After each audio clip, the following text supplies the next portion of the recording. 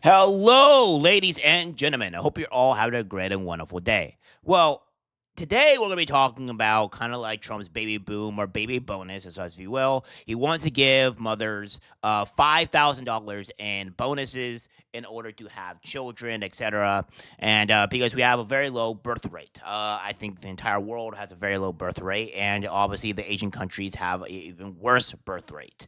And I do agree that these things need to be addressed, but I think there are also other things that we have to talk about as well. I'm going to have a bit of different view compared to a lot of the other people that we're going to be talking about this, because there are other greater concerns that I kind of want to talk about outside of that. And of course, we have the view where they're going to say babies are racist, etc. They won't just have white babies. So without further ado, my friends, here we have a clip here talking about exactly the baby situation. Baby bonuses for a new baby boom. How does that sound? That sounds pretty. I want a baby boom. One quick thing. The baby boom wasn't about getting paid to have babies. It was about the optimism of opportunity in a country. That's what's missing. Now, Trump thinks he's going to pay it back with a check and get it back. He wants people to get married and have more babies. So there are rules. You got to be married. I'm assuming they're going to want you to be a citizen. And then they'll have a baby if you reach full term and have it. The White House is assessing ways to persuade women to have more children. Some of the ideas suggested: $5,000 baby bonus, funding programs to teach women about their menstrual cycles to help them conceive, for all you women who don't know how to get pregnant. Giving a National Medal of Motherhood to moms with 6 or more kids, and reserving 30% of Fulbright scholarships to applicants who are married or have kids. Now, the plan has critics. Of course it does. This is Trump's way to make more white Christian families. President Trump endorsing the idea of giving up to $5,000 to mothers to help increase birth rates. Mr. President, there are reports that you're considering doing something for moms across the country, giving them some kind of bonus so that they have child. Were you considering that? Or? Sounds like a good idea to me. Maggie Anders is the host of Undoctrination and a content creator for the Foundation for Economic Education. She joins me now. Maggie, what do you think? Is a $5,000 incentive a good idea for people to have kids? Well, Todd, thank you so much for having me this morning. While I wholeheartedly agree with the Trump administration that America is facing a fertility epidemic, I don't think a $5,000 baby bonus is really going to cut it. Some estimates put the average cost of raising a child in America at $23,000. By the time that child is 18, that's $414,000, not accounting for inflation or the cost of college tuition. Americans are facing a cost of living crisis. We're tired of being taxed to death, and we're tired of our dollar being devalued through wasteful government spending programs and Federal Reserve money printing.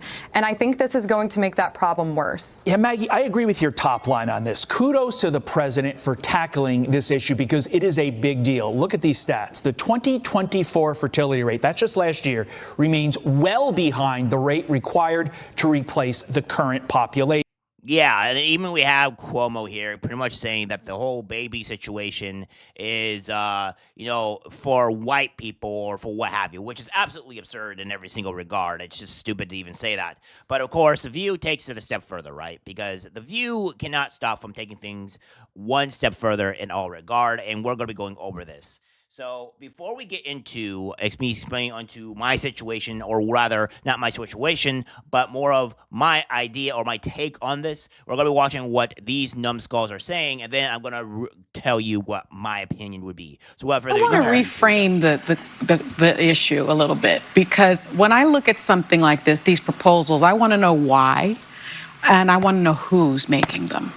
And so when I looked into that, they're saying that the U.S. birth rate is declining. However, in 2024, there was a 1% increase in U.S. births. But that increase was with Hispanic mothers and Asian mothers. So they don't seem to be concerned about that increase. They seem to be more concerned about a decrease in other populations. Say it. No, I think I said enough. It's not based on that. And so, well, it's just based on a study. And so the other thing But I have will they said that anywhere? I mean, I feel like you have to be fair. it's just fair to who? It's just a. Have they said that this is to target only white families? Oh, I didn't say that. You have to read between the lines. I just gave the stats. They're not going to say it. About economics. They're wanting people to pay in. I'm just giving facts.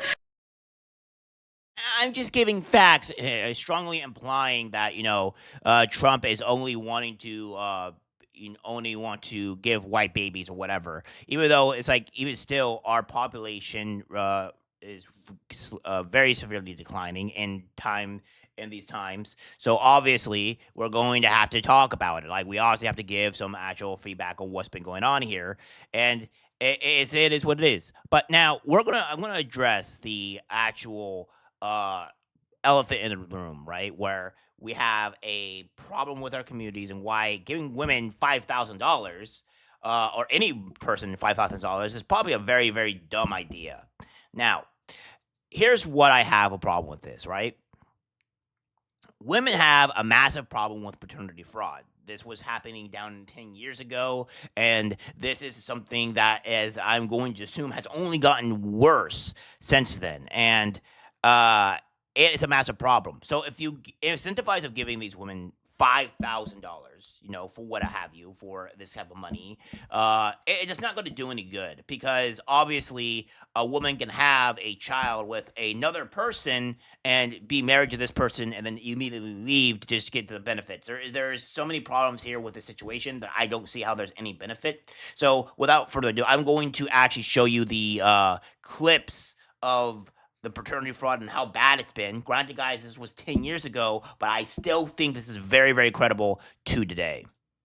However, the prevalence of paternity fraud is much greater than most people realise. Approximately between 10 and 12% we prove that the man who we test is not the father of the child. On average, 1 in 10 children are not fathered by the man that appears on their birth certificate, but that figure fluctuates depending on which socioeconomic group you're in. So it goes down to about 1% of children in higher socioeconomic groups, and it can go up to about as high as 30% of children in lower socioeconomic groups. In the US, about 10 million kids are being raised by men that think they're the fathers but are not, and in Britain, the figure is believed to be around 1 million children.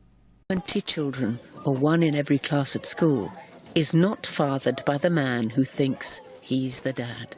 Look, if I was a man, and my wife has been on a trip to New York and she comes back and 6 months later she's pregnant, I'm going to DNA test.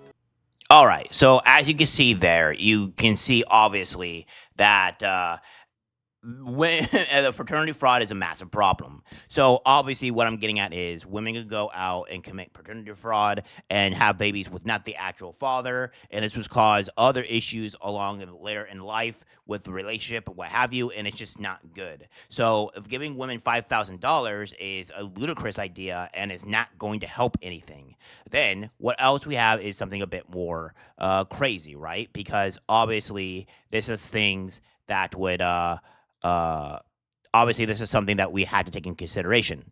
And since we have paternity fraud that's such a problem, we had to go look at other things as well. I mean, if we go look at in particular with the child support. 20 children, or 1 in every class at school, is not fathered by the man who thinks he's the dad. Look, if I was a man, and my wife has been on a trip to New York and she comes back and 6 months later she's pregnant, I'm going to DNA test. There is a presumption in law. In California, as we have here, petition acting with custody issues in Los Angeles, Orange County, San Francisco, Riverside, San Diego, San Jose, Sacramento, and surrounding areas in California. The American model for resolving legal disputes is an adversarial system involving high conflict. This may protect the interests of business and litigants in civil court where the petition attorney in California, but tends to ignore the consequences of making contest over every issue to families in the family law setting. It encourages otherwise seasoned people to become obsessed with winning, often at the expense of everyone involved, resulting in a black hole of vicious and unproductive litigation. So child support is at least a huge problem in California, at least currently right now. of course. And then we also have, again, with the DNA testing, the report states that 30% of DNA paternity tests nationwide turn out negative. The tidal wave of outrage at this report's findings started out as a rather small ripple, but has grown bigger and bigger in the 17 years since, and with good reason. So, that being said, we have these other issues that we had to get in here, right? We have these other monsters. Then, let's go with this, guys. We have this here from the data from the U.S. Department of Human Services Child Maltreatment Reports, 2001 through 2006. Granted, this is from 2000 to 2006, but I doubt it has changed in the past maybe 15 years. So mother only with child abuse and neglect is 1.4 million. All right, that's insanity. Okay, child to fatalities is 1,700. Mother and other says 222,565. Mother total and alone with other someone other than the father is 1.6 million in 2026 with the child fatalities.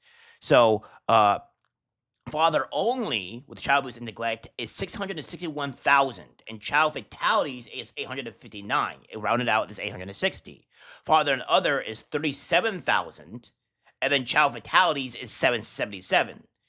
So father total, which is 700,000, and along with someone other than the mother, and then you have child fatalities is 936. So you're getting to see this thing here. Percentage of cases involving one parent either alone or in concert with someone other than the child's other parent, mother involved but not father is 70%. With child neglect and abuse, and child and fatalities is 70%. And then father involved but not the mother is 30% with child abuse and neglect, and 29.2% which is child fatalities. So what you're seeing here is that giving women $5,000 just to take care of kids is insane to me, right? It doesn't make quite often sense on why we would give women $5,000 at all to take care of children. As we see here, this is just being women alone, right? But I'm trying to make a point here. This is something that we had to address, and things are pretty crazy. Now, I'm not saying that we should just give $5,000 to men as well, because it doesn't seem like it would be a good idea either, because this incentivizes bad behavior, in my opinion. I think we need to have more things secured here, which obviously you'll find out. Now, we're going to go over a few things here as well, where initiation divorces. Now, in heterosexual marriages, women initiate divorce more frequently than men, with estimates suggesting around 70% of divorces are filed by women. This means that a significant majority of divorce proceedings are launched by women. It is 69, but we're going to round out by 70%. All right, so what's what we're going to do here? Then we have this here where we're going to go with alimony. Now, alimony is a big problem too. A court is supposed to weigh all factors of alimony allocation without referring to or considering the genders of the spouses.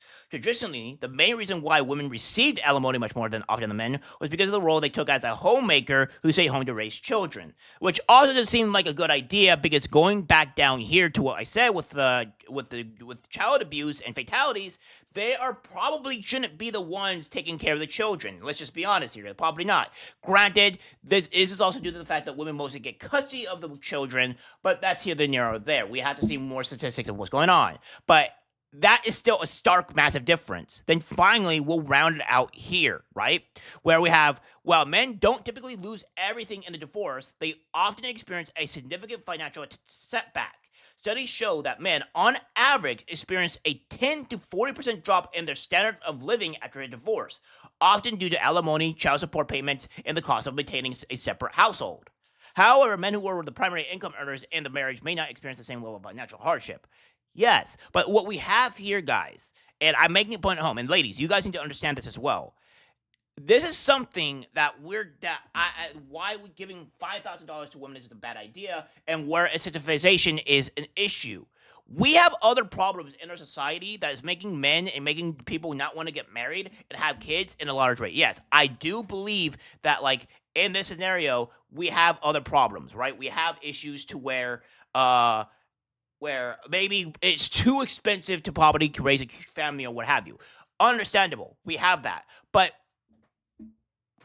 they're saying, like, we have to get married, right? So I'm assuming if women are going to get $5,000, they have to be married, right? They have to be married. Well, again, we have paternity fraud and then other issues. So men are going to have to want to marry these women, but men of today know that getting into a marriage of any sort is a very, very bad idea. It is not a good idea to get married in this type of climate when you have women initiating 70% of the divorce rates, and then you have it to where there's a massive amount of paternity fraud, and then you're just getting, as men, you're getting cut by alimony and child support. So we have to address child support, alimony, and other issues before we even consider giving women $5,000, or let alone anybody $5,000 of actual money to subsidize this, because this is going to create bad actors. I don't think this is going to create anybody being good. So again, these are the issues that lie ahead. We have to address the problems before we address anything else.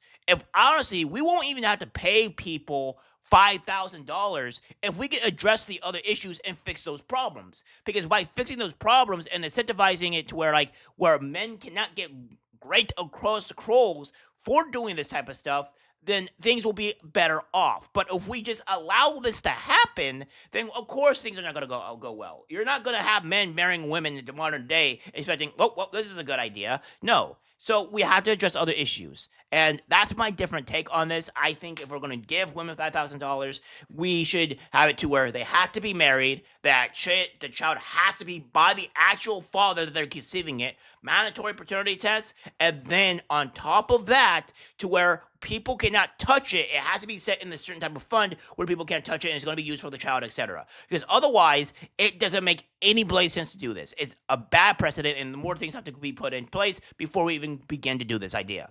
So that's it for the video, guys. Like, subscribe, share. As always, take care, my friends.